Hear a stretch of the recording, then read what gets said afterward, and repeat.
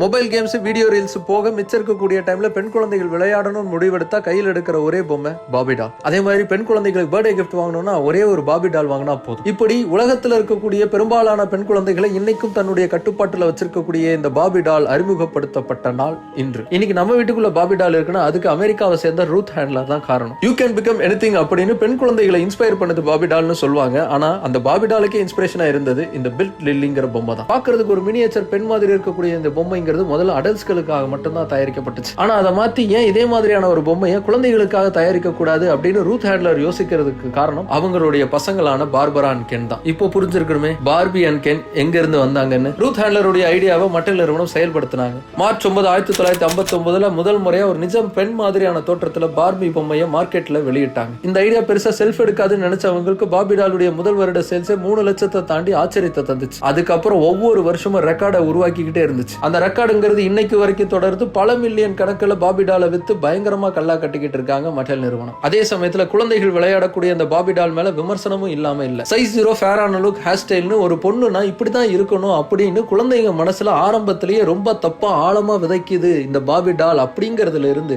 எக்கச்சக்கமான விமர்சனங்கள் தொடர்ந்து இந்த பாபி டால் மேல அடுக்கி வைக்கப்பட்டுக்கிட்டே தான் இருக்கு. ஆனா அதையும் தாண்டி தொடர்ந்து இந்த பாபி டால் சேல்ஸ்ல சாதனை படைச்சுக்கிட்டே தான் இருக்கு. இந்த பாபி டால் தொடங்குனதுல இருந்து இன்னைக்கு வரைக்குமான கதையில இன்னும் பல சுவாரஸ்யங்கள் இருக்கு, சோகங்களும் இருக்கு. அதை பத்தி முழுசா தெரிஞ்சுக்கிறதுக்கு கீழே இருக்கக்கூடிய லிங்கை கிளிக் பண்ணுங்க.